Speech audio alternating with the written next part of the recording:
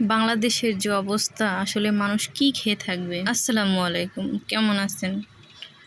আশা করি সবাই ভালো আছেন। আমরাও আছি আল্লাহর রহমতে মোটামুটি। এই তো বাংলাদেশে লকডাউনের মধ্যে সবজির ব্যান বা কোনো সবজি পাওয়া যাইতেছে না। আগের বাজার করা ছিল সেটাই রান্না করতেছি, পাঙ্গাস মাছ আর পাতলা মসুর ডাল।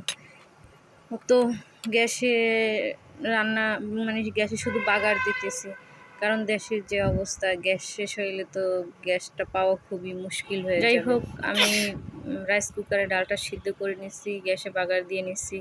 এদিকে আবার পাঙ্গাস মাছে হলুদ মরিচ আর একটু লবণ মিশিয়ে ভাজা নিতেছি, কারণ রাইস কুকারে তো আর মাছ ভাজা যায় না। এদিকে ভাত রান্না করেও নিছি।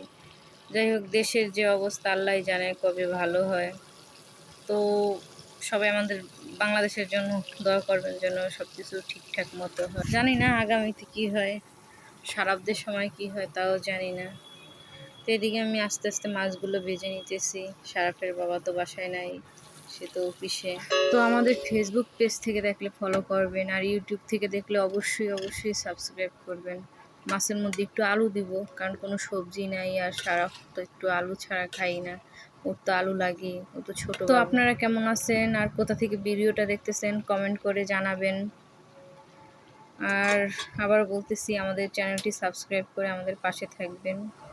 তো এদিকে আমি আবার ওই যে পেঁয়াজ রসুন আদা এগুলো কষাইছিলাম, কষাই রাইস কুকারে দিয়ে দিব দমে, কারণ ভাবলাম গ্যাসে দিলে আমার গ্যাসটা অপচয় হবে, তার দরকার কি, তার থেকে আমি রাইস কুকারই দিয়ে দিই। এই তো রাইস কুকারে দিয়ে এই ফাঁকে আমি আবার শারাফকে গোসল করাবো। তো ওদিকে গেলাম আবার ছাদে একটু ধনিয়া পাতা আনতে, কারণ পাঙ্গাস মাছে একটু ধনিয়া পাতা না দিলে ভালো লাগে না, একটু কেমন জানি লাগে। এদিকে দেখেন মাসাল্লাহ দিলে কাঁচামরিচ হয়েছে। বাংলাদেশে কাঁচামরিচের কেজি 450 থেকে 500 টাকা।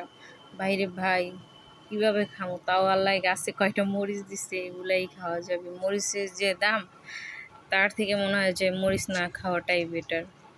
তো আবারও বলতেছি, আমাদের পাশে থাকবেন, আমাদের চ্যানেল সাবস্ক্রাইব করবেন। আবারও বলতেছি আপনাদের সবাইকে। দেখেন গত পরশুদিন আমি এই পাতাগুলো কি সুন্দরভাবে দেখেছিলাম, তারপরের দিন ছিঁড়ে তো পাঙ্গাস মাছে দিলাম, আর আজকে ভয়েস ওভার দিতেছি। তো আজকে আমার পাতাগুলো কে যেন চুরি করে নিয়ে গেছে ছাদ থেকে। বাইরে ভাই, মানুষের সামান্য এই পাতাটাই সহ্য হয় না, আর কিছু যে তারা কিভাবে সহ্য করে তাও বুঝতে পারতেছি না। তো এদিকে আমি জল দিয়ে রাখছিলাম, সেটা ওই তো ফুটে উঠছিল। এখন আমি মাছগুলো দিয়ে এই ফাঁকে শারাফও ঘুমায়ে গেছে, ওর একটু গরুর দুধ গরম করে খাওয়াই দিছিলাম, তো সে সেটা খেয়ে ঘুমায়ে গেছে। আমি এই ফাঁকে মাছটা দমে দিয়ে আরও কাজ করব, থালা বাটি ধুবো। সবাই ভালো থাকবেন, আল্লাহ হাফেজ।